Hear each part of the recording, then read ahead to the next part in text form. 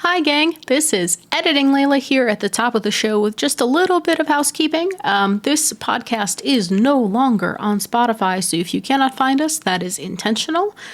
We have decided to remove the show from the platform given the CEO's investment in AI military tech, and also, let's be frank, their reliance on AI and the firing of many, many engineers was not helping.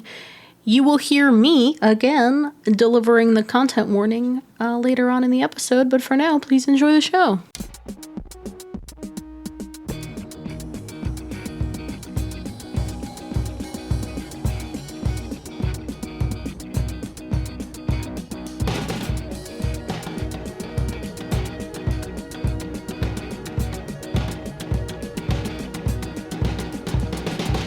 Welcome to Mortified, the Friendship Quest, a podcast where two long-distance friends bounce media recommendations, all in hopes the other will like it. I'm Aaron.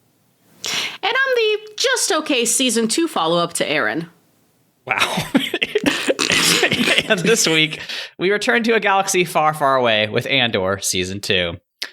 Before we shake some ass to the Niamos Club remix, remember you can help us on Mortified, the Legitimacy Quest by subscribing to us on YouTube, iTunes, and maybe Spotify. I don't know how we feel about Spotify these days. Let's just say YouTube and iTunes, and then I personally am switching to Tidal. So yeah, catch us on Tidal. We'll see if we can switch our stream over to Tidal. They don't have podcasts, but okay. Deezer maybe. Catch us on Deezer. That's apparently great.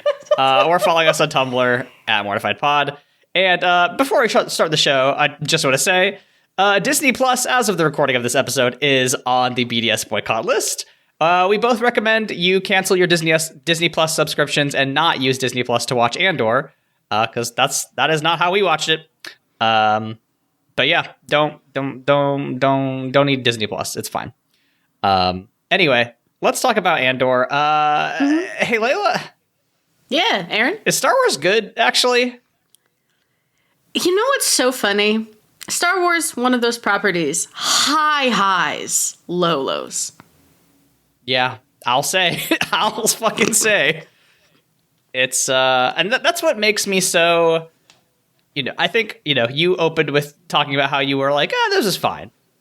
I still think this is like an 8 or a 9 out of 10. I loved this season. I think that all the criticisms that you were going to say just based on your notes are correct. But it is so frustrating to me that I was like, this might be the best Star Wars we get for, a decade, 2 decades. Oh, absolutely. It is hard. I think if I were to give it a numerical rating, solid 7. I think I'm at a solid 7. Sure.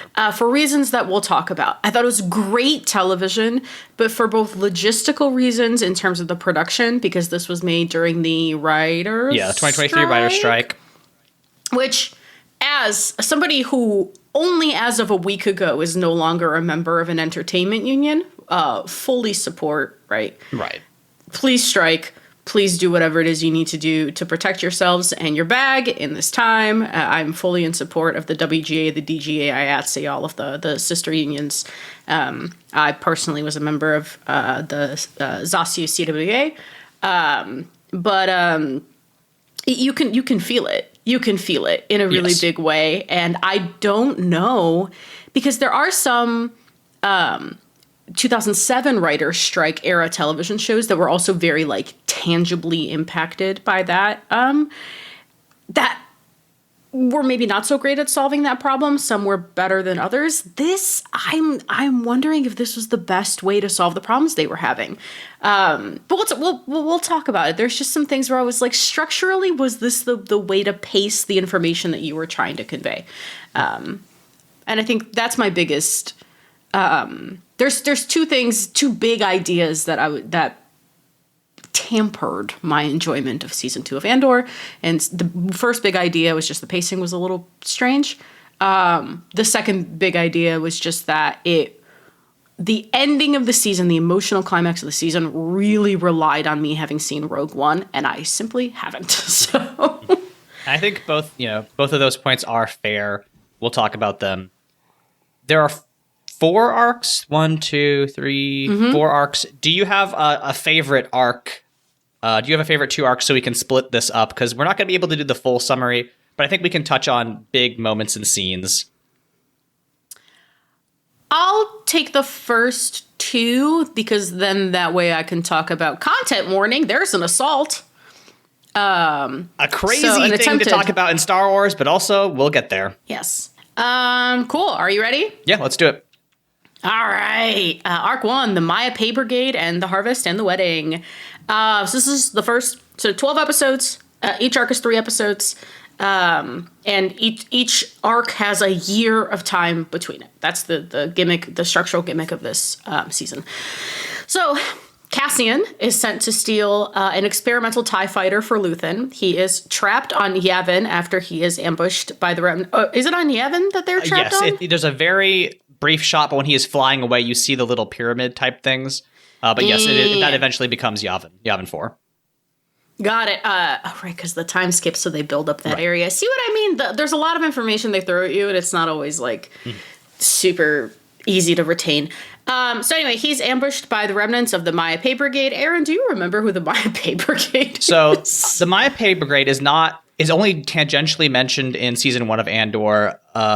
When Saw and Saw is giving his big speech to Luthen, how he's like, we are the only one with clarity of purpose. And he references the Maya Pays as like a splinter group. I haven't been on the Wikipedia to really get into them, but you can kind of get their vibe from from the way they are, which is like Maya Pay was a partisan among many of the partisan factions fighting the Empire, and has apparently disappeared or died.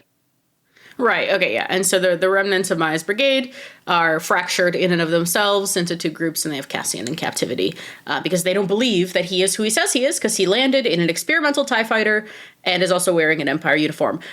The sequence where Cassian has to figure out how to fly this experimental TIE fighter where the controls are all fucking different is hysterical.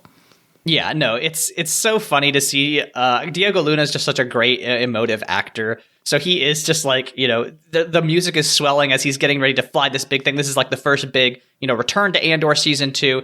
And he like jets the thing fully backwards into the wall. And he just yells shit as loud as he can. It's so fucking funny. He's just having a terrible time. It's really, really good. But that being said, from a logistics perspective, if your controls are fully backwards on a new plane, that's not like great for when you have a high turnover force where you need to be putting a lot of people. The TIE pilots notoriously don't have shields. So like, yeah, very high turnover. But then again, you look at the development of the American F-35, it's like, big imperial militaries can often fuck their shit up pretty bad. So yeah, if you don't know what the F-35 is, go ahead and Google how your tax dollars are being wasted, fellow Americans. All right. Meanwhile, the survivors of Ferrix, so Brasso, Wilmot, and Bix are working on Minarao, a farming planet, as migrant laborers.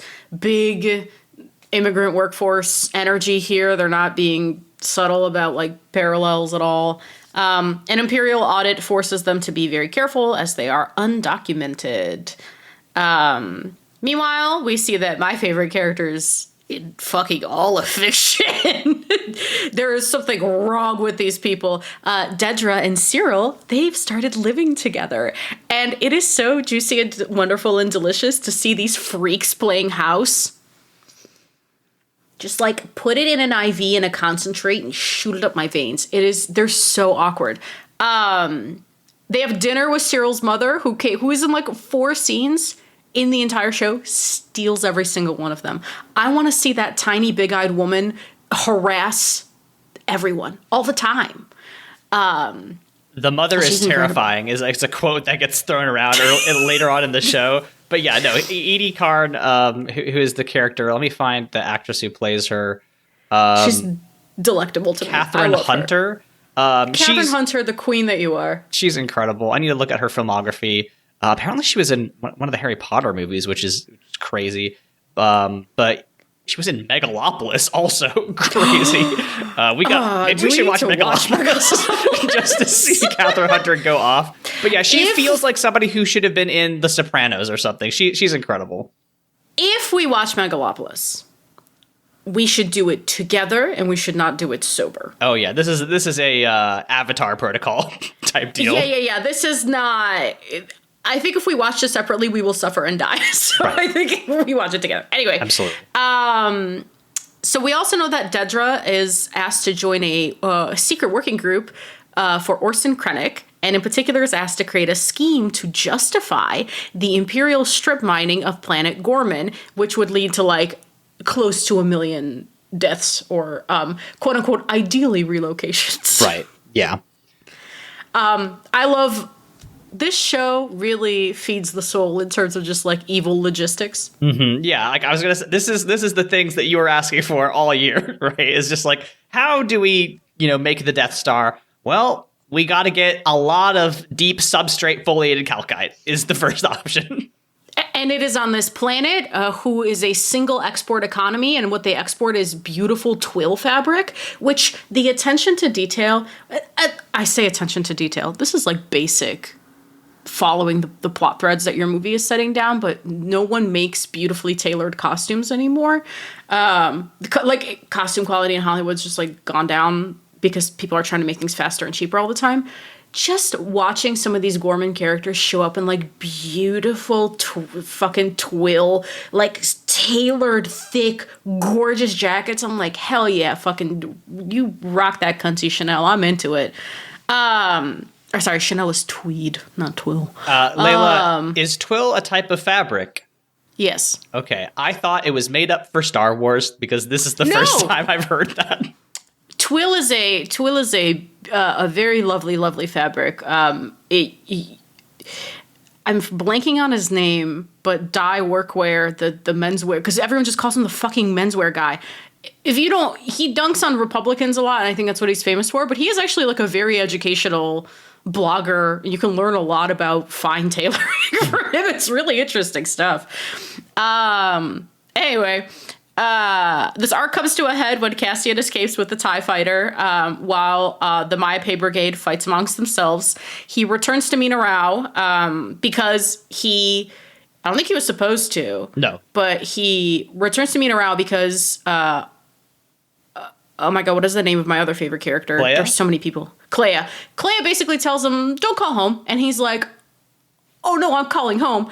And then he shows up just in time because during the Imperial audit of Mina Rao, Brasso got ratted out and arrested. He does die. We will talk about it. And then this is where a lieutenant of the Imperial forces takes a liking to Bix, Cassian's childhood friend, love interest throughout the show, and does attempt to rape her. Hi, this is Editing Leyla here with a content warning about discussions of sexual assault. If you want to avoid this discussion, please skip to approximately 20 minutes and 35 seconds in the timecode. You will hear the stinger again to mark the end. Thank you. You warned me about this scene, the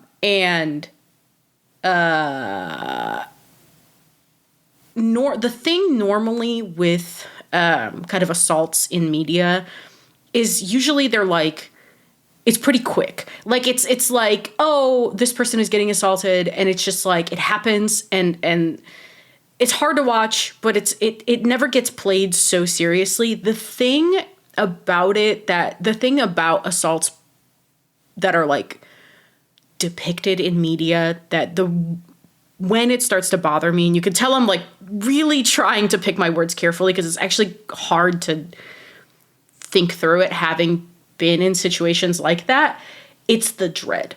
It's the knowing in your gut what it feels like to be cornered like that, and to be looking for a situation when you know every out is dangerous. And it's a lot of dread building up. It's multiple interactions where he's getting closer to her and standing at the exit, blocking off the exit and putting himself in the way of her getting out, and trying to be kind of flirtatious in that overt, yucky kind of way. And then finally coming, finding her alone and being like, oh, just always looking for ways to relax and starting to coerce her as she's trying to say no. And that's once they actually start beating the shit out of each other, it's actually easier to watch than the build up. Bix does kill him, and good for her. Yeah. Obviously Layla's gonna have way more useful and relevant insights to this than me. I will say statistically. Yeah, unfortunately, statistically. I can't watch like 5 minutes of that episode. I just skip through it because it's all so brutal. I personally just like sexual assault in any media is so hard for me to deal with. I just can't handle it. It's like, I'll watch people, I can do blood. I can do, surgery. Can't do this. And this caused a minor controversy when it aired, because there was like some Star Wars YouTuber who was like, I'm quitting Star Wars. He famously said, Darth Vader would never allow this. A hysterical thing to say about an evil emperor, a hysterical thing to say about, a genocidal warlord. Obviously YouTubers, speaking as a YouTuber, most of our brains are full of mush. So like, but like the conversation that came out of that, which is like, Star Wars, actually as a universe is very interested in sexual violence. Slavery shows up constantly in Star Wars. There is implied sexual violence as early as episode 6, right? That's what happens when Leia gets captured. We don't have to talk too much about it, but like Star Wars as a universe, I'm citing A More Civilized Age here. If you want way better insights about that, listen to that show. But they talk about the way that sexual, violence is talked about in even freaking KOTOR 2, right? There is a lot of freighted language in KOTOR 2 doing the same thing. They talk about how KOTOR 2, just a real quick plug, if you're gonna engage with a Star War, put a fucking mod on. That game is old, but like that's my bitch. Anyway, please finish your pod. Go to listen to A More Civilized Age, play through KOTOR with them. They're incredible. But it comes from this history of sword and sandals fiction, which does unfortunately have a lot of that exploitation in there. And I personally, I could go my entire life without ever having to watch or engage with a piece of media that deals with sexual assault. I would be thrilled. But also, I think it's just one of those things that like you kind of have to be able to have in media. Otherwise, you get shit like what's happening to Twitch and not Twitch, but Steam and Itch.io. And like I have such complicated feelings about it because like I never want to see that shit, and also you've got to be able to do it. You do. I like that she calls it an attempted rape. She uses the word, right. And I think in this age where you hear like R-worded or S-aid, it was just so, I don't want to say refreshing, but it was just so honest to hear her be like, he tried to rape me. And I should listen to A More Civilized Age. I think the thing that you're bringing up here is interesting because I kind of understand the reflex to say Darth Vader would never allow this to happen, because one of the tensions of Star Wars as a franchise is that the original movies are fucking kids' movies. Yep. So, yeah, I could actually see how you arrive at the conclusion that Darth Vader would never allow this to happen, that there's some sort of honorable villainy to Darth Vader, because in the context of a children's movie, there is an honorable villainy to Darth Vader. And the whole Leia getting captured thing is honestly more of an artifact of the fact that, like, men of George Lucas's era, this is not...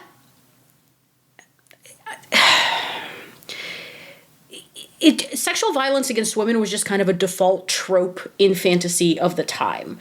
I don't really want to get into critiquing necessarily George Lucas specifically, only because I don't know enough about the man, or like him as a director or a creative like mind. But I grew up seeing sexual violence against women as a default, anticipating sexual violence against women as something I would just see as part of liking fantasy and science fiction, and I was kind of numb to it for a long time until women older and better and smarter than I started calling out how that sexual violence was used and how it cheapened often the story, right? It's a shorthand a lot of the time for something else. And using sexual violence as a shorthand sucks. If you're going to include it with purpose, right? Here, it was included with purpose, but in the greater context of what Bix got, I don't really know if it was necessary. That's the trick with a TV show, right? Is you're kind of hoping the amount of time you put into watching it pays off in some great way. I think Bix could have done more, whatever. We'll talk about it as we get to arcs 3 and 4. But it's just that's the tension, because Andor is such a quote unquote adult show. Like, I get it. I understand. You know what I mean? Like, I understand where that thinking is coming from, even if, because that's the tension of Star Wars. You put in where you get out what you put into Star Wars, because what you're putting into is a children's series of movies that spawned this giant franchise that is for every age group and every niche interest, right? Like, there's so much Star Wars content you could avoid. You could avoid all the children's stuff or all the adult stuff where you get, like, you know what I mean? Like, it's just kind of hard to reckon with. If you're tuning back in from the sexual assault discussion, I'm going to give us a clean start. So Cassian has arrived in Minarao. He has saved Bix. Brasso, unfortunately, is dead. Rip to a king. I don't know how I feel about how quickly it went. I agree. So one thing you said earlier, I think one of the interesting things about this show is that he doesn't get ratted out. He pretends to be ratted out. Because if you see that guy is the guy who he's like, you rat us out, you used us up. He's trying to throw off the Imperial, like, suspicion that he was harboring them. That's why he doesn't say, like, oh, you were helping us rebels. He says you were exploiting us migrant workers. Which is yeah. I mean, I had to reread all this, like, comments on Reddit and Blue Sky at the time to kind of get these nuances. But yeah, I think it's a really subtle thing. But I that's why I think Brasso is a really neat character. But I agree, it is a very quick death. It doesn't feel like it narratively built to anything. But at the same time, I think there is some benefit just to being like, yeah, sometimes your favorite characters can die. And I know that's not a George R. R. Martin Red Wedding type deal. I do think it just speaks to, like, the difficulty of what's going on in Andor, just like, the difficulty of being a rebel. But I also agree, it doesn't feel, it just feels like it comes out of nowhere.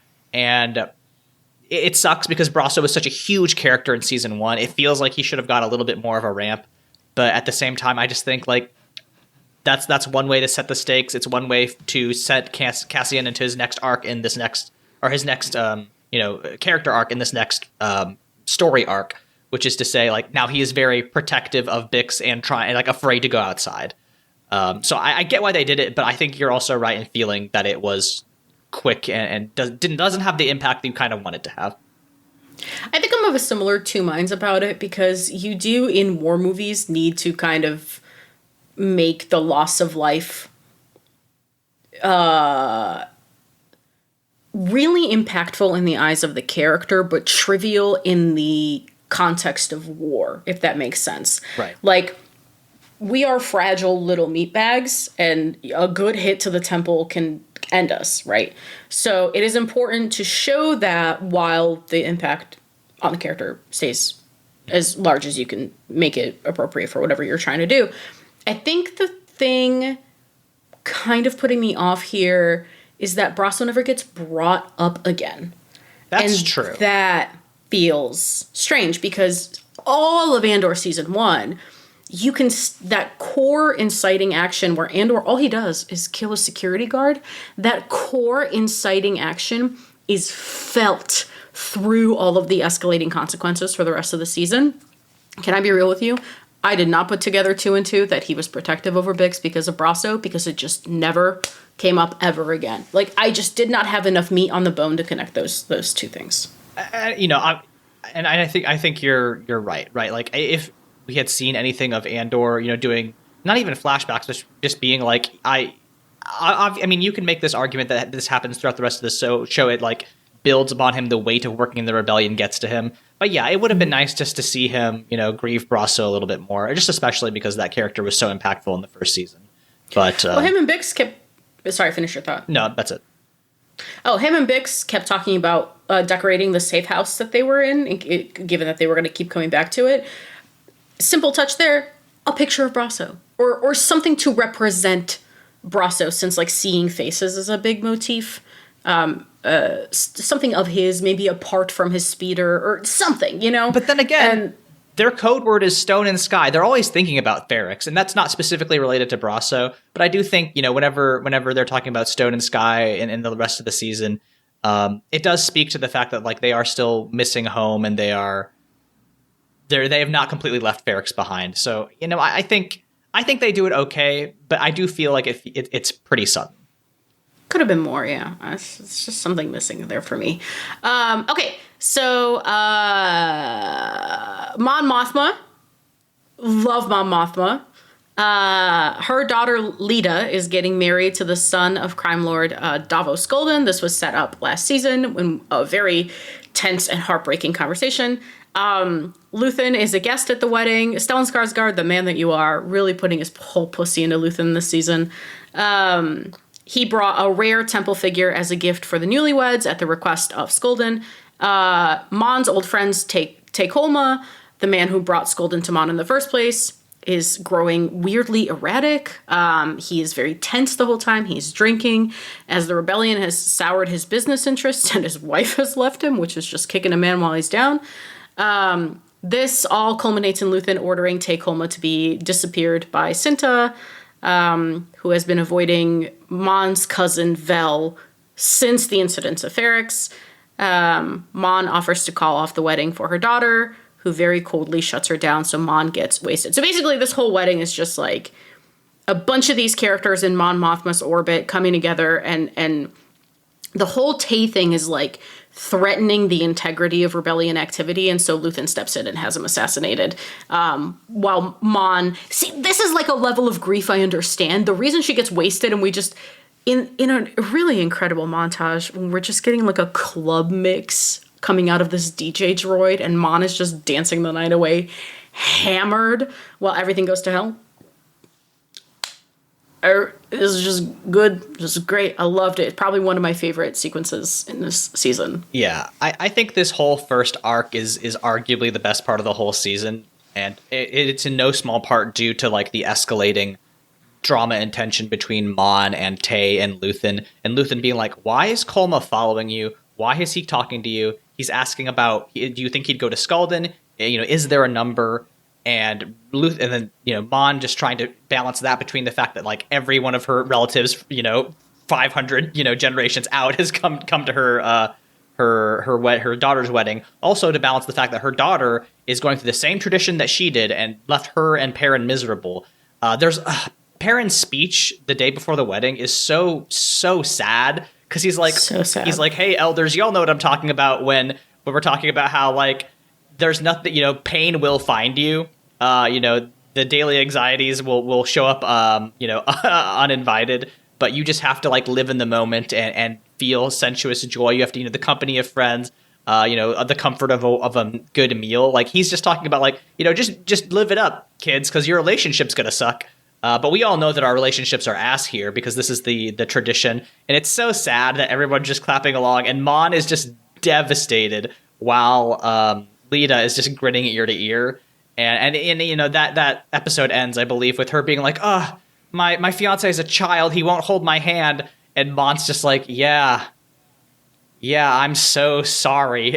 And she's saying that, she's apologizing to Leyla because this is all her fault. She essentially found this boyfriend fiance for to help the rebellion. She sacrifices her daughter for the rebellion. And then at the very end, we get this thing. Mon is like, hey, please, Leyla, if you want to go out there, and I'll go out there and say, hey, everybody go home, have a good evening, but it's too early for a marriage, and the thing that Mon says is, I didn't realize why my mom was drunk on the night of my wedding, but now I realize that, she was so upset for what she was doing to me. And Lita's like, I wish you were drunk. I wish that you weren't trying to, ruin my wedding right before this happened. Because Lita is, has been portrayed as such as like kind of a selfish child, but she's 15, right? She is a child. And I just love that Mon's like, okay, whatever. And then, Lita's about to go out there and she's like, no, I'm locking in. She's like, get behind me. I'm going to do the whole ritual. The ritual is so cool. I love the Shenjil marriage ritual. But like this whole, I could go on forever about the Shenjil marriage bit because I think it is such a strong thing. And it just shows that Star Wars generally, because it's had much time and so many people having their hands on the universe, is so interesting without having to do Jedi bullshit. I mean, that's the whole thesis of Andor is like no Jedi, only just regular people. And I just love this whole sequence. It's so good. And I love whenever Mon and her kind of camaraderie or her coterie are on screen, I just love all the architecture of the kind of like Shenjil and upper crust. I love the outfits are so good. It's just kind of, but it's also sterile. You know what I mean? Like it's beautiful to look at, but it's almost unsettling because it's all like even in the background of one of the shots, the bushes are evenly spaced and like it's just unsettling. And the whole Lita not understanding why her mother is abdicating this ritual is so heartbreaking because even through season 1, right, they were kind of at odds with each other all the time. And just to see Mon have to like lock in and live through these live through this distance with her daughter sucks. Like it sucks to watch. It's really heartbreaking. And also just a shout out to the actress who plays Lita. Really, really great. Really great performance from that young actress. Yeah, absolutely. So that was one of 4 arcs. Yeah, we'll go through the rest of them a little quicker because there won't be a 10-minute sexual assault aside. Yeah, we'll talk about it. The rest of the content is much later. There'll be maybe a genocide content warning here, but we'll get there. All right, so Arc 2 is the Gorman front and Bix's recovery. So again, 3 episodes have done, year passes. Cassian and Bix now live on Coruscant in a safe house given to them by Luthen. Bix is having vivid nightmares about Dr. Gorst, the man who tortured her last season, but is also concerned about Cassian, who apparently off-screen killed a soldier for having seen her face. Cassian is afraid to go outside and is very protective of Bix, and Bix can't sleep, which she calls out in a very funny way when they try to go grocery shopping. She's like, I can't sleep, you can't shop, look at us. Right. The mission is dinner. I think we can handle that. Yeah, and great line. The mission is dinner is a great line. Meanwhile, my sweet baby boy, and by sweet baby boy, I mean my evil little gremlin, Cyril, has been made director of the Imperial Bureau of Standards installation in Gorman. He appears to have cut ties with Dedra, but is actually informing her on the activities of the Gorman Front, which is an anti-imperial resistance group. Cyril believes the goal of working with the Gorman Front is to draw out outside agitators, but Dedra knows the truth. They want to increase the political pressure in Gorman to justify an imperial takeover. And currently, the Imperials are building an armory in the capital city, right next to the site of a massacre, when Governor Tarkin landed a ship on 500 protesters. So this, if I'm getting the logic correct here, during the evil meeting in Arc 1, Dedra proposed this version of the plan, because they had called in smarmy evil consultants to do the propaganda shit, and then what's his name in the cape? Ben Mendelsohn, Orson Krennic. Krennic was like, Dedra, I called you here. I couldn't tell by your face you already have a plan. And she said, you need an insurgency you can count on, yeah. Yeah, there you go. And so her idea is to actually kind of push the Gorman Front to do the thing she wants them to do, in a stunning parallel to what we're experiencing in the United States of America. They are trying to agitate the Gorman Front into doing something violent so that they have reason to respond. Yeah. Is that correct? Am I getting the logic that's my there? understanding. Yeah. That doesn't happen until the next arc, but, they keep pushing them. Right. Cassian is sent by Luthen to do an assessment of the Gorman front. Cassian finds them inexperienced, too eager to rush to action, and says that their current plan of hijacking an Imperial weapons convoy is only going to make things worse for them. He does this while masquerading as a fashion designer, which I thought was a delightful little detail, to put Diego Luna in a cunty little cape and have him care about twill or whatever. I was very pretty, he says to Bix afterwards. Bix, you're going to have to bring him home someday. Great. Love you. Yeah. Luthen bristles at Cassian's assessment, even though he knows it's true. He wants Gorman to become a flashpoint. I believe the quote is, Cassian asks him what happens if it all lights up or whatever, and he says, then it'll burn very brightly. He sends both Vel and Cinta to act as advisors for the Gorman front, who do pull off their raid. They have some lesbian sex in the middle of it. Let's go lesbians. However, one of the young, overeager Gorman partisans accidentally shoots Cinta during the operation in a way that really reminded me of Andrew Lloyd Webber's musical Love Never Dies. And I'm just going to leave that one at if you know, you know. Yeah, it is shocking the degree to which they were like, yeah, we're finally going to have the first lesbian sex scene in Star Wars. Followed immediately by, let's bury our lesbians. It is like so basic a storytelling mistake to do that it is shocking. It's shocking that Tony Gilroy didn't get corrected on this. Yeah, well, a lot of this show smells like working around actor schedules. That's because do you know what happens to Cinta? What? She goes on to become the Doctor Who companion. So that might be where she is right now. She went to a better place, aka the Whoniverse. Well, better place. That show is, quote, as dead as it's ever been. I saw a headline today. Brutal. So honestly, more likely than anything, she just had to go to Doctor Who. Oh, man, that makes me sad. That makes me sad that they fringed the lesbians instead of just being like, and then Cinta and Vel went to a farm upstate and we didn't see them ever again. A farm, not in Yemen, on Yalma. Yalma? Yavin? I'm so bad at names. And there's so many There are a lot names. of fucking names in this program. It's terrible. I need names said to me like 7 times before I retain them. Anyway. Okay, in the meantime, Luthen and Clea have to go to a party because one of their listening devices is about to be discovered. Oopsie poops. It's a minor plot beat and doesn't really affect the story much, but the party scene is fun. This is all Aaron writing. I'm just a mouthpiece for Aaron here. It's a minor plot beat and doesn't really affect the story much, but the party scene is fun and tense, and we get Mon Mothma and Orson Krennic sparring while Lonnie and Clea desperately try to remove the device. Mon telling Orson Krennic to that he is a stupid idiot and that he is referring to a genocide as an insurgency was great, very cathartic. When they met, she was like, "Oh, Director Krennic, it's so nice to see you free of the witness stand." It's so good. Love Lonnie. Lonnie is if you've seen Andor, is the anxious redhead. I'm so bad at names that the Empire refers to him by his last name constantly, and it didn't click to me to connect his first name and his last name until he fucking died.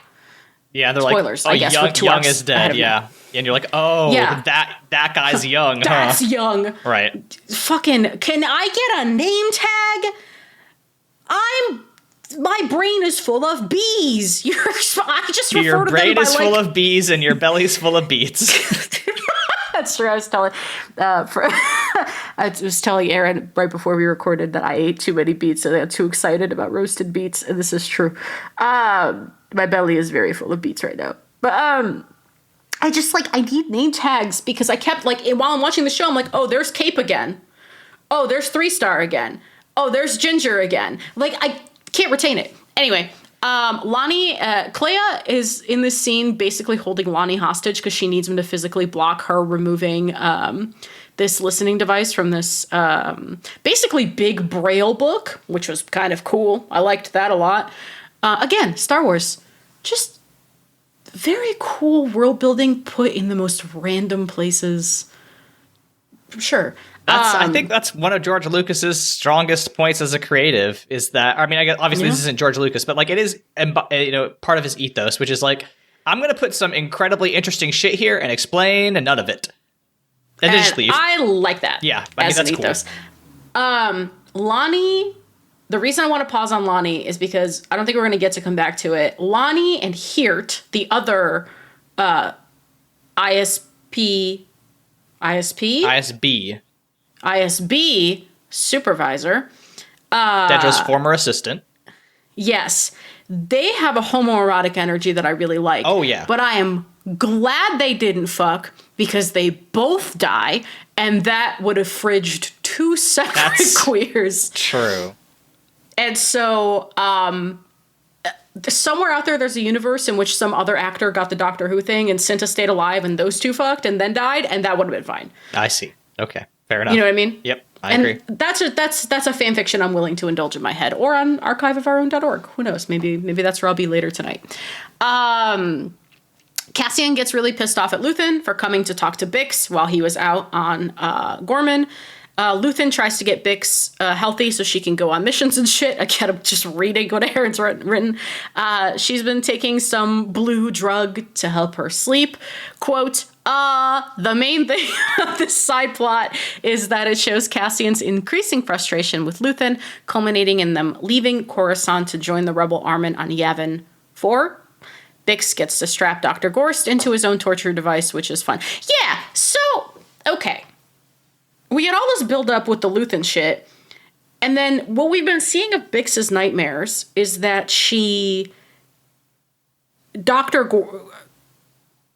Gorst. Mm-hmm. Gorst, you're fucking killing me.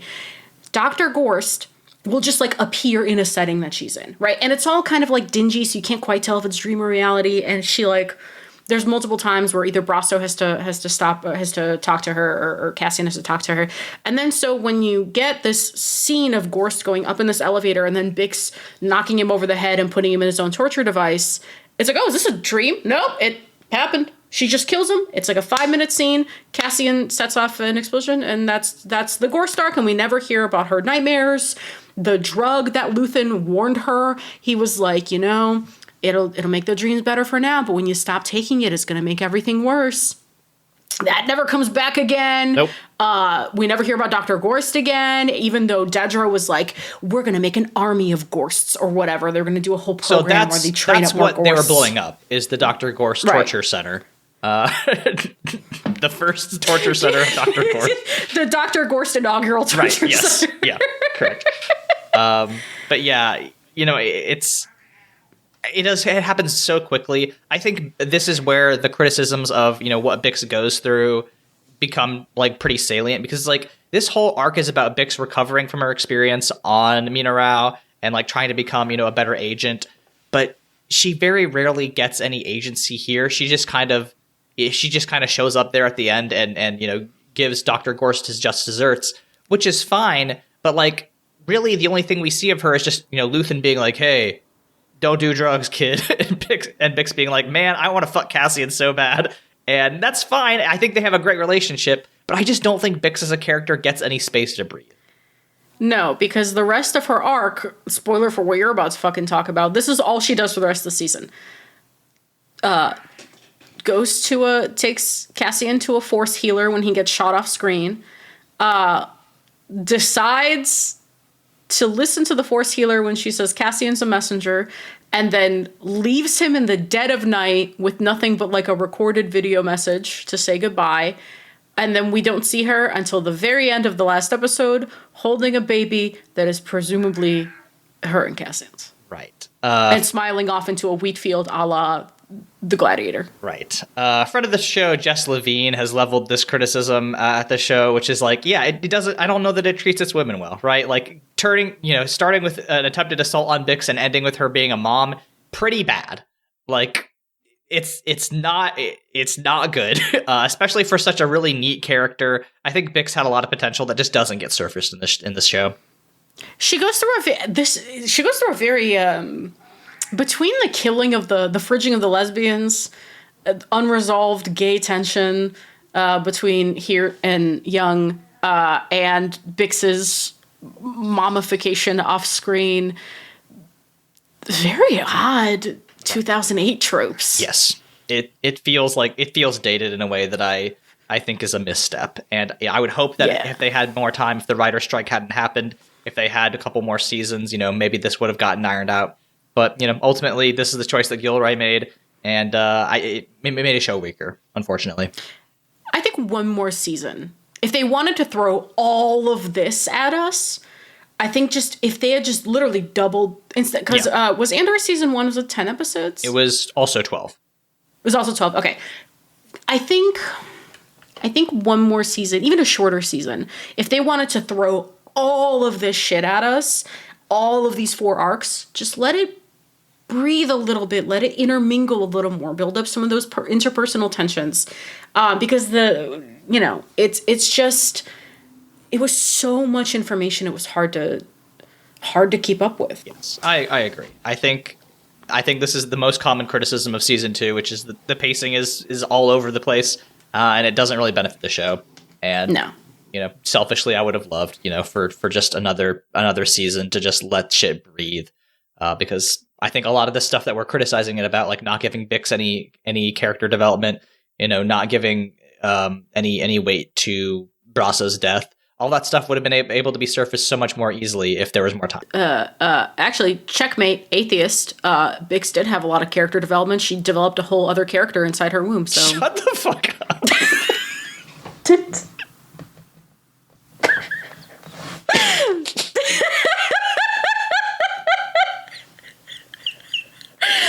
I am regrettably one of your closest friends, I think. So.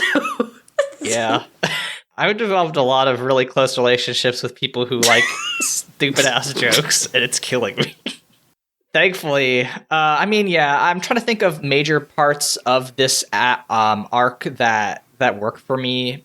I think Cyril is maybe the most interesting character in all of these arcs because he is doing both the we're seeing him at he's a senior level, like a VP level guy at this point, right? He's made it. Despite all his fuck ups, he's made it, and he's also throwing it all away to help his girlfriend, do false flag operations. But he doesn't know that. Which is also great because he, at the end of the day, he thinks he's doing the right thing. Which is so nice about Cyril. His whole character is that he never stops believing that he's the good guy until the very end, and we'll talk about his end here in a sec. But I just love how Cyril is this villain who is constantly, he's still the little boy with the Clone Wars action figures on his nightstand, and he never grows out of that, and it gets him killed, which I think is awesome. I just love Cyril as a character throughout this, even though he's a piece of shit. It's just this is what fascists are like. Most fascists are like this. But that's the thing, is him and Dedra are objectively terrible fucking people. Yeah. But then you watch them playing house and you're kind of rooting for them. Yeah. And that's what makes Andor so good. There's a bit where he comes home to Coruscant to report to Dedra, and she's like, I was careful, I wasn't followed. I wasn't followed. And she's like, yeah, I know. I had you followed. And he's like, oh, you had me followed. Yeah. And then she's like, we only have an hour. Turn off the lights. And they're standing 6 feet apart in military ready position. Love. It's so good. I can't go on to AO3, but I'm sure it is just full of the nastiest little fascist porn. I'm sure it's great. We'll talk about the physicality when we get to Arc 4 too. There's something I want to call out. Anyway, ready to take us to the Gorman massacre? Yeah, here we go. I got to talk about sexual assault. You ready to talk about genocide? Yay! Yeah. So another thing that we didn't really talk about: Will, the son of the guy that gets who also gets tortured by Dr. Gorst in season 1. He's kind of an important character. He's been mostly pulling mad pussy throughout this season. And good for him. And shout outs to Will. But he recently has been hanging out with Saw Gerrera. There's a whole bit where he goes and helps make Rhydonium, or a device to steal Rhydonium, which is a spaceship fuel, but also it makes you get high, and that's why Saw Gerrera is the way he is, allegedly. I don't know. It's a weird sequence. I love it. I don't know that it adds anything to the story, but I think it's so fun to watch Forrest Whitaker go the fuck off. That's true. He really, what a performance. It's great. I love the Rhino speech. But Will eventually, he instead of hanging out with Luthen, he's been basically dragooned by Saw Gerrera into being part of his team for like 2 years. But anyway, he shows up to be like, hey, I've been operating in Gorman for a while, and Luthen has work for you. He wants you to kill Dedra Meero. And Cassian has been out of the game with Luthen for a while now. He's been chilling on Yavin. And Cassian's like, listen, man, I don't know. Luthen is willing to use us all up for the cause. That's kind of my main reason why me and Bix got out of there, because he doesn't care about us, which is true. But Will's like, listen, it's Dedra. She's the one who fucked up Ferrix. You could get, it could be revenge, but, you could also just be really helping the effort. Cassian goes. He finds that Palma, which is the capital city of Gorman, is like under attack, kind of, but like it seems to be Imperial agitators posing as Gorman Front. And he, you get the like opening of like the CNN news crawl, right? People being like, another terrorist incident in Gorman today. And it's even at this point where Cyril's like, I know this isn't true because I've been, snooping on Gorman Front. They're not doing this. We're not bringing in outside agitators. This is all, Imperial military stuff. And this is where we're kind of getting to the point where the Empire needs to start getting their Calkite to coat the reactor lenses for the Death Star. And so they need to start moving people out.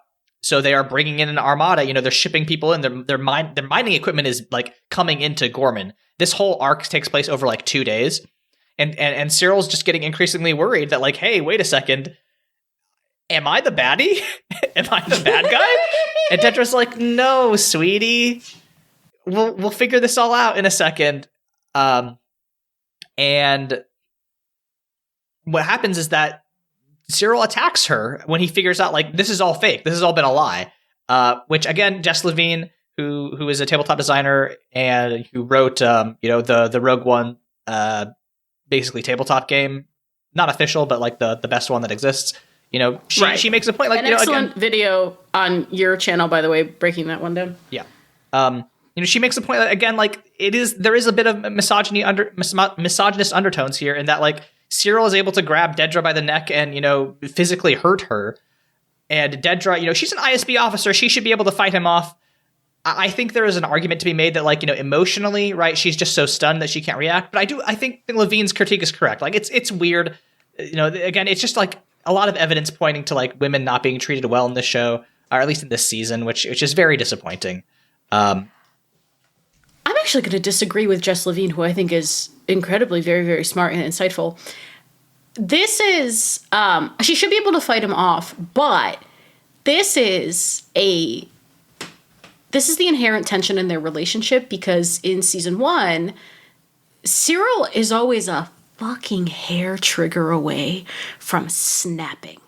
And this was the snap, right? And whenever he snaps, Dedra is actually kind of helpless. And that's the tension in their relationship, where you can't quite tell why she's underreacting and why she then pursues the relationship with him, right? They end up living together after, I forget what he does in season 1. He like sniffs her, or I don't know. He's weird in season 1. He like stalks her. It's crazy. Doesn't sniff her, but he does stalk her. He actually does. It's like, he takes in a very deep breath, so maybe he is sniffing her a little bit. So I really like this scene, because it's that hair trigger, and he fucking snaps, and her reaction is unhinged, because again, instead of fighting him off, which she is very capable of doing as an ISB officer, fucking acronyms, she's just like threatened by it, and then tries to save him. It's crazy. It's banana. It's a bananas relationship, and I like watching it. Yeah, I was hoping they'd kill each other. Right. I think the toxic part of their relationship is what makes it interesting. But yeah, I'll let women talk about how they feel about that scene. Thank you for being a hashtag ally. I'm always a hashtag ally. There's this bit where I just love this, because there's these 2 episodes where the actual massacre happens, And what Partagaz, which is like Dedra's boss, tells her is that they're sending in a crisis specialist. And it's just, this basically like cop, tactical guy who comes in.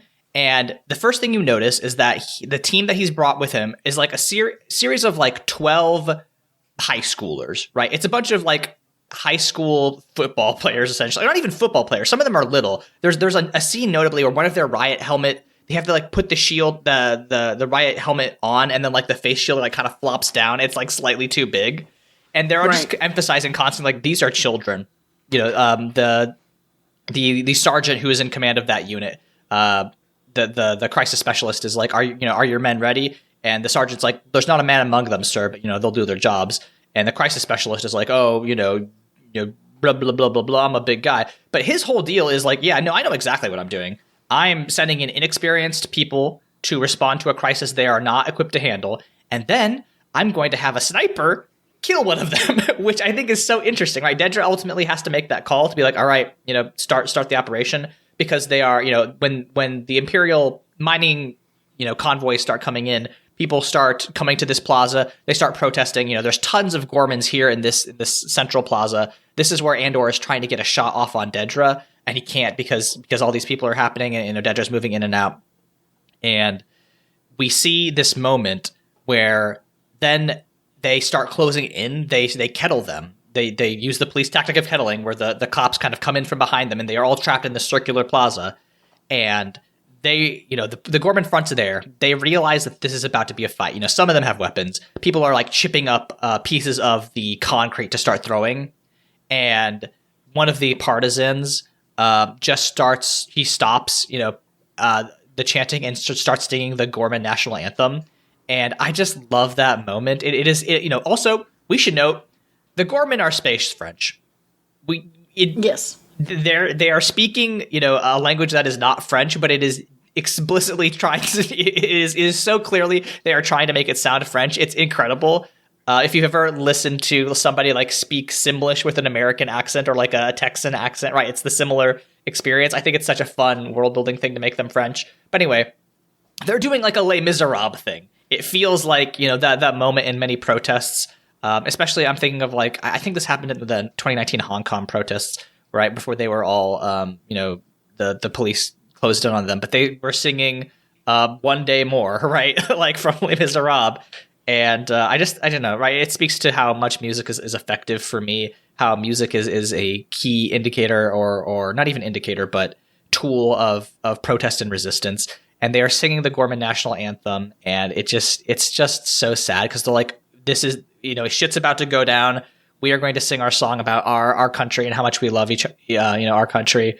And then they send the riot troops out. They have the sniper do this false flag thing, and the sergeant who has realized that one of his soldiers has been killed orders his people to open fire. Then the Gorman front, who has weapons, they start to open fire. All the stormtroopers start to open fire. The Gorman front is able to hold them off for a while, and then they bring in the KX units. And here's the thing about the KX units, Leyla, a thing I didn't know about you until yesterday. You haven't seen Rogue One. You don't know who K2SO is. Easy poofs. It's one of those things where it was in the theaters. Everyone said it was really good, but then they were like, oh, it's really sad. Everyone dies at the end. And I was really depressed at the time. And yeah, I was 2016 like, maybe not a good time for Leyla to watch a sad movie where everyone dies. Yeah, so I just never saw it. Yeah, it's a great movie. But K2SO is a huge part of that. He is doing the sassy droid thing with Cassian the whole time. But this is fan service, which I think is a fascinating thing to do. It's fascinating for me to watch your notes on this, because you're like, I don't know why this is, I don't know why this droid matters so much. And it's like, oh, because you haven't seen Rogue One. Like, you don't see what they're trying to do here, which I think is also kind of great. I think we'll talk about at the very end, what should media be able to stand alone if there is a sequel or prequel that it is, built off of. But I just really like the idea that, like, I just love how they do the fan service in maybe the coolest way possible, which is they just send these big hulking, 8-9 foot robots out there, and they just start. They don't have guns. That's the thing about the K2 unit, the KX units, is that they don't have firearms. They just beat the fuck out of you, and it is so brutal to watch. There is a great video where they talk about the fight scene that's about to happen between Cyril and Andor. The stunt company did a video about it, but the way that they were able to make these K2 units, do this is that they just put little stunt lines on people and they just kind of hurled them across the screen. And this whole thing is so fascinating. Gorman, this Palmo Plaza, that set exists. It's a real set that they built. It is. I just love the production and the skill and the craft that went into this. Like, the fight scene itself took 2 days. It's just an incredible piece of media and filmmaking. And I was just so blown away. Just seeing, something. I was looking up, we've briefly talked about this before, but I was looking up the Amritsar massacre when I was watching this again, because it called to mind, this is a thing that just happens in history, right? The government forces kill civilians indiscriminately, and it's often a turning point for political movements where it's like, hey, the state is openly using its weapons to hurt us. What do we do about that? And I just think that Star Wars did it in a really fascinating way. They didn't, they built off previous history, but they also did it in a very Star Wars way, like, sicking droids that don't even use stun weapons. They just break you bodily. It is such a brutal but efficient way to convey how the Empire is just turning everything that the Empire touches, it uses to hurt you. And yeah, that's all. I just loved this whole sequence. Yeah, no, I agree. I agree with everything.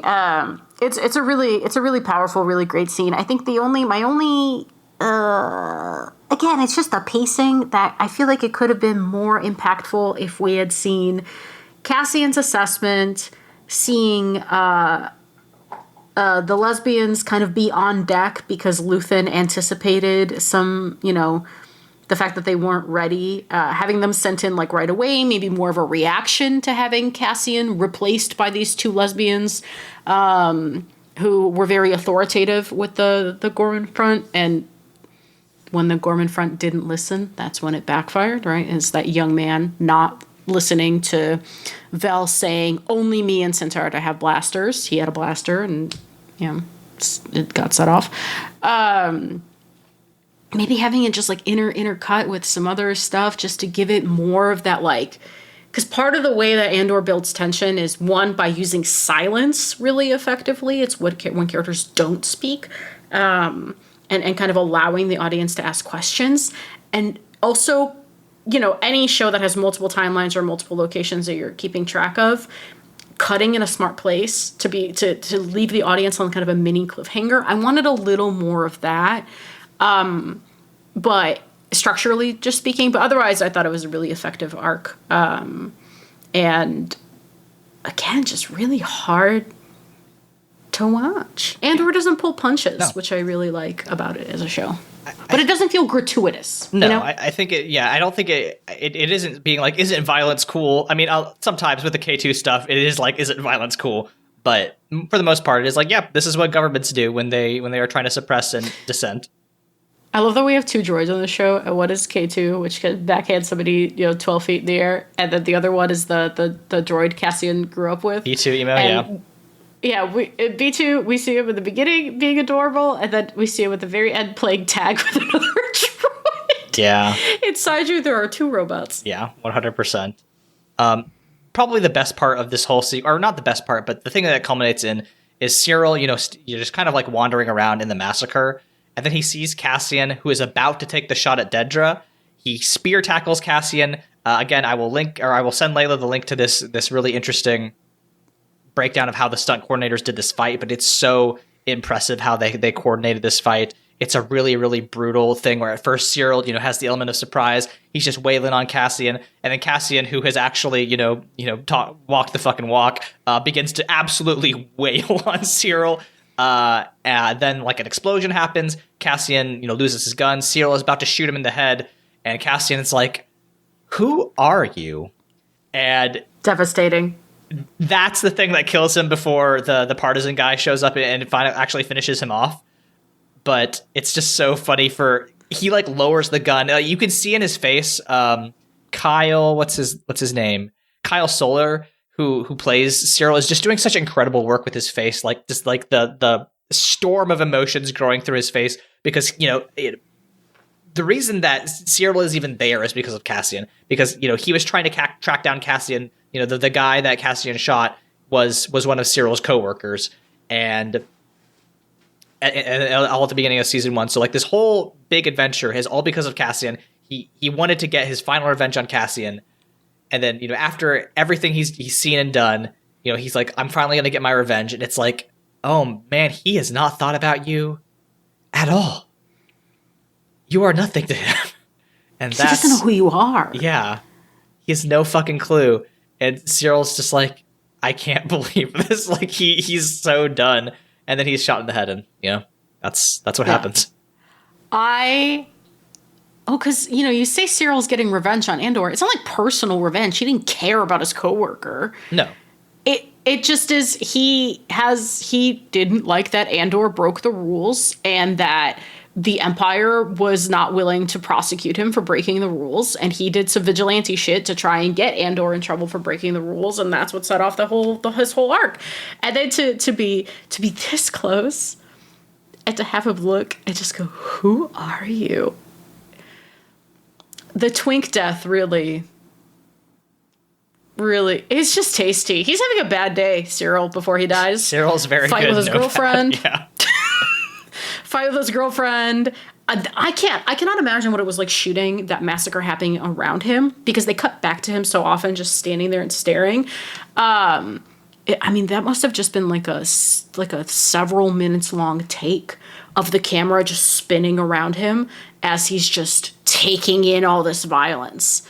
Right. It must have just been minutes and minutes of footage of this happening around him. So it's crazy just to think about how that was done he must have been exhausted at the end of those days. Oh yeah, I'm sure. Actually, I was watching an interview where Diego Luna's like, I'm glad that we did this. He's 45 right now. He's like, I'm glad that I did all of this now, because I could start to feel it in my body. Like, I'm not going to be able to do this anymore. So he personally called out, like, he was glad that this season was only, one season left, because he was like, this is exhausting. So I'm sure Kyle Soller felt the same way. This isn't even the end of the arc. There's a bit where Mon Mothma has to give a speech condemning the Gorman massacre, and Cassian gets her out. And it's a great sequence. I think, it's only one episode. I think it's pretty tense. There's a bit where Cassian has to fight off a compromised team that's coming from Bail Organa. And I think the whole sequence is really cool. There's a bit with Mon's aide, who got recruited by Luthen, that I don't think lands all the way, because she's like very betrayed by him, and because he reveals he's been working for Luthen. It's fine. It's a fine beat. It doesn't really matter though. At the end of the day, Cassian extracts Mon, and they takes her back to the safe house, and she's like, how can I ever repay you? And he's just like, make it worth it. And yeah, I don't know. Do you have any thoughts about that bit? I wish that the show worked a little bit harder to draw a contrast between the speeches that politicians and leaders give, which they just don't hit. You don't like them? I think Mon Mothma did like a good job, but I can't say that I felt anything. Sure. That might just be me 2025 talking. Yeah. Kind of hard to listen to politicians talk right now, as much as I love Mon Mothma. If I hear Hakeem Jeffries one more time, or Chuck Schumer one more time, yeah, I'm gonna walk into the bay. I wish, I don't know if this is maybe just me, but I did almost want there to be more of a contrast between how effective the speech on Narkina 5 was in comparison to what Mon Mothma or any of the other people who gave speeches this season did. Because I think it is harder to... And Narkina 5, I think, is in the same category as the driver from the Gorman front, her putting out that distress signal over the radio. I wish there was more of a contrast between people on the ground being thrust into these leadership positions, having to speak from experience to the people around them to incite them to action, versus somebody who has time to prepare to make a speech that is more like a broader message. I wish that, but I don't know what I want from that. But do you understand where that like itch is coming from? I see what you're going for, and I would argue they aim for it at the end of the fourth arc, where Cassian, chews out the Rebel Council. But I would agree, it's not quite as impactful when they give these speeches. Yeah, I love my mama. Great character, great actress, good performance. I like this sequence a lot. I think it's tense to have the Bale's people compromised by the Imperial agent. But I just wanted like more bite. Yeah, I agree. They did feel a little platitudey. Mm-hmm. Also, they captured a KX unit at Gorman, and that becomes K2, which is fine. It's a fine origin story. They loaded a KX unit that they car crashed in half. Yeah. Yeah. I think they did an okay job of getting that beat into the story. I think that's kind of a hard thing to do, to be like, how do we write an origin story for a character? And I think that's about as good of an origin story as K2 could get. So I'm happy with it. Okay, final arc. This is all lead up to Rogue One. So the way that the Star Wars calendar works, we're in BBY 1, which becomes, so there's BBY 1, there's the Battle of Yavin, and then it becomes ABBY or ABY immediately afterwards, and it becomes the year ABY 1. So this is this final arc is immediately before Rogue One. I don't know why Star Wars calendar is like this. Is fucking dumb, but it's whatever. It's fine. But what's happening here is that Lonnie, the ISB guy, has to call Luthen for an update. He's like, hey, Dedra Meero's on to you. Also, the Empire's energy program that they've been talking about, that's a lie. They're building a weapon. Luthen is like, okay, I guess we got to do something about this. But also kills Lonnie to keep this information secret. Lonnie got that information by hacking Dedra Meero. So that's why Dedra gets in trouble here in a second, because Dedra goes to capture Luthen. Luthen makes sure Kleya gets to the safe house to call for extraction so she can pass that information on. But Luthen remains to get captured by Dedra. And but he destroys his equipment, makes sure that they can't trace anything back. And there's he gets halfway through it. Well, yeah, he doesn't quite make it. Dedra has this confrontation with him, which I think is so delicious. I love their talk where they've been kind of arcing around each other. The whole conversation is like they're having this like double meaning conversation where he is still playing the antiquities dealer and she is playing the like interested shopper. And then they drop all pretense. They have this confrontation, and then Dedra, so sure of victory is she that she turns her back for 1 second. She even gives Luthen the knife back that he uses to kill him or to mortally wound himself, which is so good. And then you can see like Dedra like grim horrific horror of like, oh no, she's lost access yet again as Luthen falls to the ground, and she's like, oh, we can't lose him. Get a med team in here. All units activate. It's so good. I love that scene. At this point, Kleya, because they keep Luthen just barely alive, Kleya has to go and infiltrate the hospital to finish him off. We get some back and forth flashbacks to like see their history together, which I don't know. It's fine. I don't. The flashbacks didn't do a whole lot for me. It was fine, but like it. I think it just kind of felt like padding. Yeah. I could see that, but they crammed so much into the whole other show. Like, I don't know why they need to pad this one out.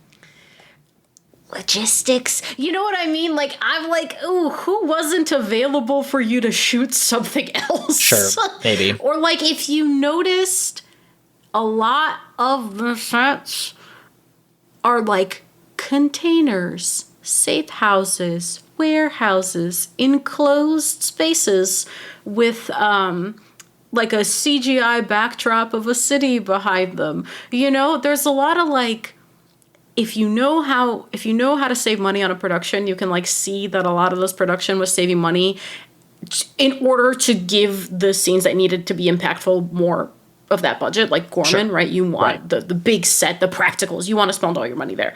But it's just like, I'm like, okay, I get it. I get It's cute. I like the little actress. I like seeing Stellan Skarsgård kind of like come to understanding that protecting this little girl is now important to him while he's like having a breakdown during a different massacre. I didn't need it. Yeah. All of this information was already implied. Yeah. Like, I don't think it really makes their relationship any better. Like, that he's like, oh, yeah, that's his daughter. Or, like, she considers herself to be his daughter. Like, I don't really care why Luthen, I don't care that he used to be a soldier or whatever. Like, I just, I think it was better to be left, speculated upon. In a series where you have the relationship between Cyril and Dedra as weird and tense and kind of odd as it is, I was not asking questions about Luthen and Clea. Right, 100%. So Dedra gets arrested by her former aide because he was actually the one who had the access desk, and she kind of went behind his back to do this operation. That's such a juicy moment where he's just like, "Girl, you're done," and then immediately, Clea goes in and kills Luthen, and he goes back to Dedra and he's like, "Hey, can you help me out for a sec?" And she's just like, "God, why? What the fuck would I help you, idiot?" She has a great conversation with Orson Krennic, though. Ben Mendelsohn does this like great, big, dramatic, evil, speech where he's like, if you're not a rebel spy, you're doing an incredible job of looking like one, and it's like it's the only thing that would explain your behavior so far. There's like a great moment where he like presses his finger down on Dedra's head to like emphasize how bad she fucked up, and that was all improv. Denise Gao, I believe that's how you pronounce her last name. Her reaction to that is real. She is so frightened. But yeah, that's a great moment. I think Mendelsohn does such a good job of hamming up his Krennic. It's great. But yeah, they trace. There's like an extract signal from the safe house that Clea is sending to Andor.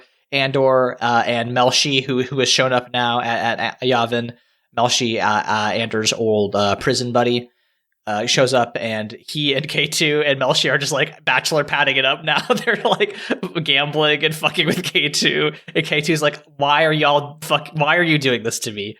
I am a living computer. You cannot out maneuver me at cards," and they're still fucking with him, which is so great. They're just like laughing at him. Anyway, they get this call. The Rebel High Command is very pissed off about it, but Andor basically steals a Ewing and goes out to save Clea. They do the extraction. It looks like it's all going to go really bad, but then K2 comes in and just starts whooping ass. It's so good. Even though it's such a short scene, the last couple of scenes where K2 is just wiping out the Imperial SWAT team is so fun. Heart, or the little aide that betrayed Dedra, gets held up as a human shield, and the SWAT team just like empties clip after clip into him as K2 just kind of holds him up and like ragdolls him. It's so funny. But then they get out. They all go back to Yavin.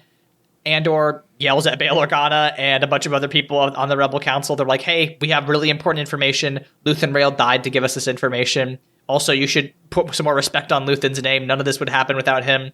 I think there is like a weird amount of reverence for Luthen. I understand why the people who knew him are a little defensive of him, but I think the show itself thinks that Luthen is some sort of like big like martyr, which, maybe he is, but like I think that's kind of the difficulty of rebellion is like people like Luthen are also terrible.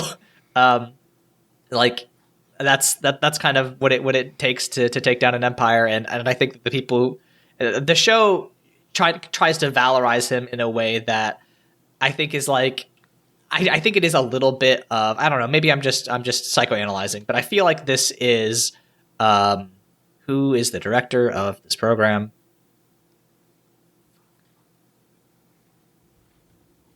Tony Gilroy. I feel like this is Gilroy kind of being like, yes, this venerable old man, he was the real hero the whole time, just like me. It's like, all right, Tony, sure.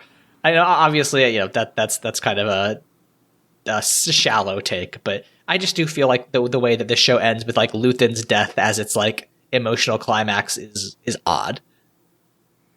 I think in the context of the way that women have been treated this season, it is odd. Yes, yeah, absolutely. It again feels so 2008. You know what I mean? Like it's a weird dated energy here. This would have been fine if the show took maybe some of that Clea flashback time and used it to draw a contrast between how the people who were around Luthen and vacuumed into his orbit, how they were feeling this outsized reaction to his death versus the reality of the impact of it. Like, it would have been nice to have that contrast drawn a little bit more, or maybe see somebody else step into either have that power vacuum of like no one is willing to exploit their emotions, or have somebody else step into that role of like weaponizing that Luthen grief to send them forward, something like that, right? Some reaction to it that contextualized the outburst of emotion. Clea, right, understandable why she feels the way she feels.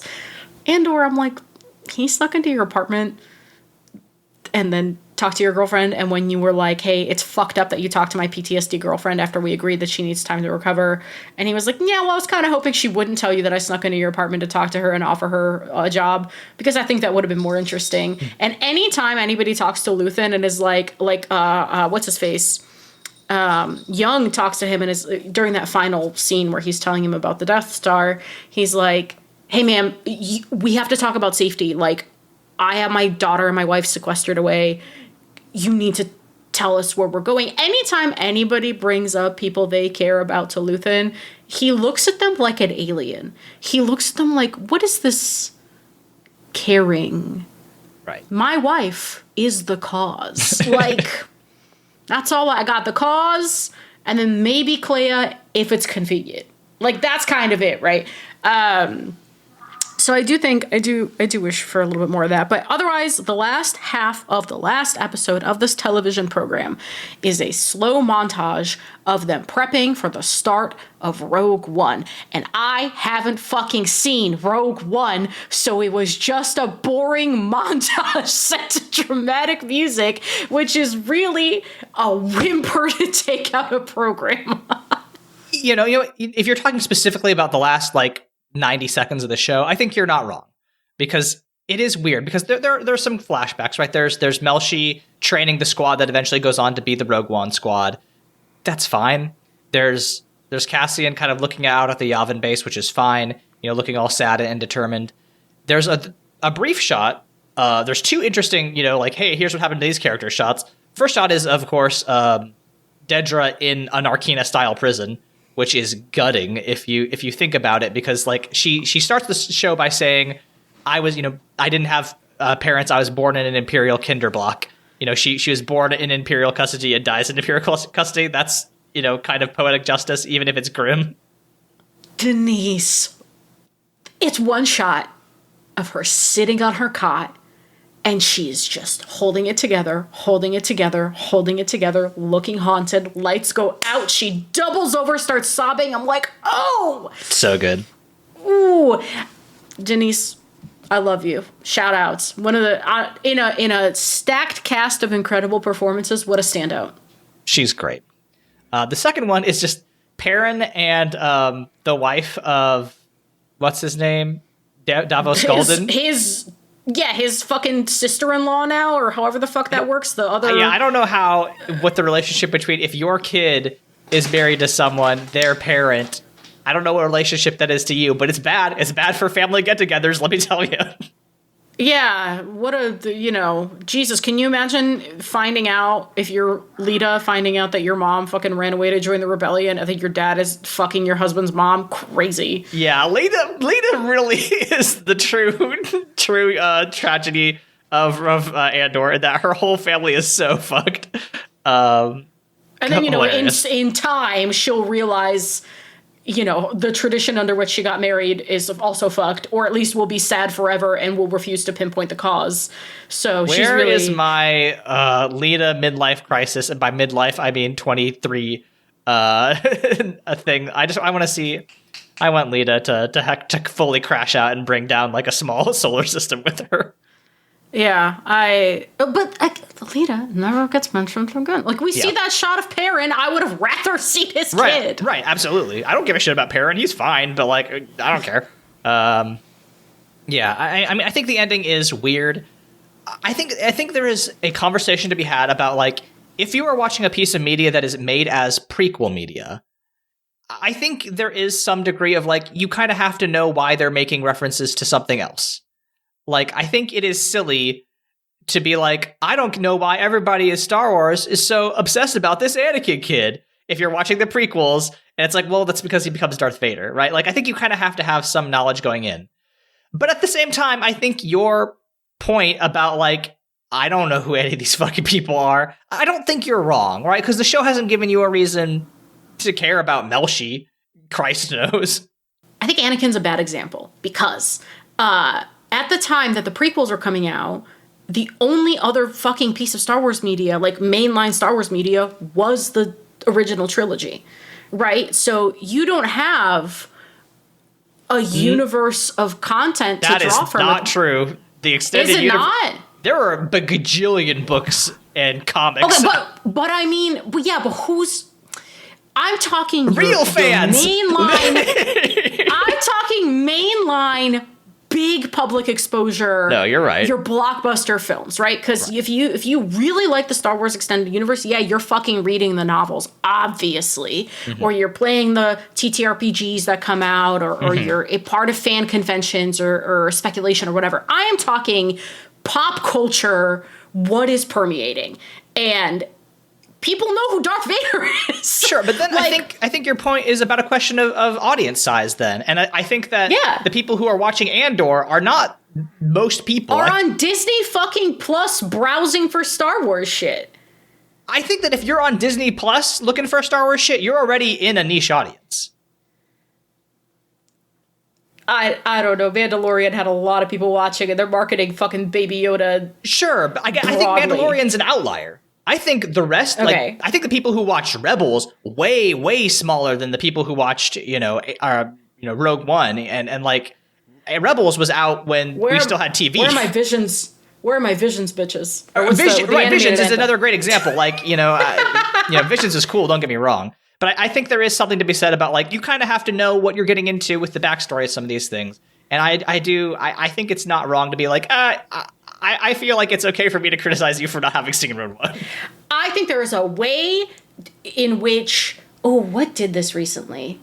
The Fallout show. So we both watched Fallout. We fucking watched it together. And it is one of those things where it had a complete narrative arc that was self-contained, but still had a lot of moments where if you had broader context for New Vegas, if you had broader context for 3 and all the tech that is Fallout and Vault Tech as a company, you got a richer experience out of the show that wasn't necessarily fan service. It was just like a richer contextualization of what you were watching, but you could still watch Fallout having not engaged with Fallout ever before and gotten a complete narrative experience. I don't think Andor Season 2 is a complete narrative experience with richer context from Rogue One, because the last episode ends on montages that directly lead to a movie that is 10 years old. I think that is fair. Thank you. It's at least fair. You can criticize me for not having seen it. Yeah, but I think your point stands. I could push back a little bit about Fallout, but also that's not. I don't think I disagree more than I agree. So yeah, I think you're not wrong. It is a weird ending. I think it could have hit harder. I think they could have made it more self-contained, but. At the end of the day, this is the curse of Disney, and specifically Star Wars as it is right now, which is that it is, at the end of the day, all just like, hey, remember this? That's true. Well, I think the other thing I just quickly want to bring up is when I hear people talk about Andor, I very rarely hear them be like Andor, a prequel to Rogue One. They usually just talk about Andor the show. And a lot of people get their Star Wars media through word of mouth. So I don't think it is a insane expectation that for people who maybe have heard about this great Star Wars show, bless you, or are you wiping your face? I'm holding my face. Okay. I don't think it is too high a bar to say that for people who heard of this through word of mouth, it should be a self-contained narrative experience. And then if they want to follow up and watch Rogue One, as I will be doing when I'm less sad, which who knows when that'll be. Not for a while. Yeah, rough times right now. I don't think it's an unfair expectation to say that. I think it is also bananas for you to be like, oh, who is this character I've never heard of? He was in a movie. Yeah, I'll watch 24 episodes of TV about him. But that wasn't the thing I went into it with. Like, that wasn't the well, first of all, I think we watched it for Mortified, right? That was Andor season one. Yeah, that wasn't entirely me. Like, I want to talk about Andor someone, so that's my fault, to be fair. So you're proving my point in the sense that I heard of it through word of mouth with no greater context. Okay, maybe. Okay, my petard is hoisting me a little bit right now, and I don't think that's fair. No, this is great. It's so rare that we argue on this program. No, it's interesting. Yeah, it's good content. Yeah. Well, we're not going to get anything funnier than that. So, do we have any final thoughts on Andor season 2? I thought it was good. Good. Period. Yep. I'm not going to be thinking about it late at night like I think about Andor season 1. Yep, I think that's fair. Ultimately, I completely agree. Season 1 is just way better structurally as a whole. And also, I loved season 2. I think it is so powerful and, a vision of what media could be if it had resources and, talent and practicals and all that good shit behind it. Even when it is flawed, it is still pretty darn good. And I look forward to Mortified season 16 when we cover another good, the next good time Star Wars has something good, which will be in 10 years. Yeah, when finally Saber Interactive releases their KOTOR remake. It'll probably take about 10 years, yeah. Leyla, when we are not having incisive, critical, big-brained, big-dick debates about media. Huge dick. Huge, enormous dick debates about media. Where can we be found on the internet? You can find me at LEYLSES on Blue Sky and Tumblr. I'm playing Silksong still. Sorry. It devoured me, body and soul. I'm posting a lot about Silksong right now. I'm working on rewriting actively my Final Fantasy X talk that I delivered for the IGDA Foundation a year ago. And that will be on a YouTube channel soon. And by soon, I mean guaranteed before the end of the year. I'm going to say the year. My plan is next month. I'm going to give myself some cushion. So that's... And then I'm still working on all the other case studies I always talk about, still working on. I'll beat Silksong at some point, and then I'll go back to playing Final Fantasy VII to finish those. What about you? You can find me on Blue Sky at AAVoit, Tumblr at Monster Factory Fanfic. My main site is aavoit.com, where I talk about games and writing. I also have a YouTube channel that's /@AAVoit, where I write about tabletop games. If you liked my Star Wars thoughts, I have a pretty good video that I released earlier this year about a Star Wars themed tabletop game that we mentioned. That's Rogue One and Going Rogue, and it's a I don't even remember the name, but it's a good one. It's about Andor. It's about the show Rogue One and how rebellions and revolutions are built by burnouts. I think, which is I think in the context of Andor season 2, that essay aged beautifully. So shout outs to me. And also I have another video out about Deathmatch Island and the Prisoner's Dilemma, which I think is neat. YouTube also changed their algorithm recently, and basically creators across the board are getting less views. I don't know if that's good because it means that we're not getting inflated views, or if it's bad because we're getting fewer views and therefore less money. Probably the second one. But anyway, I would appreciate if you checked out my work because I think it's pretty good. I would like to fully endorse Aaron's work because it is very good. Our theme song is Obsolete by Keshko from the album Filmmakers Reference Kit Volume 2. You can find more of their music at keshko.bandcamp.com. Leyla, how shall we say goodbye to Andor Season 2? Well, Aaron, I challenge you. Roski rules. Total submission. You're on. We'll see you all next week.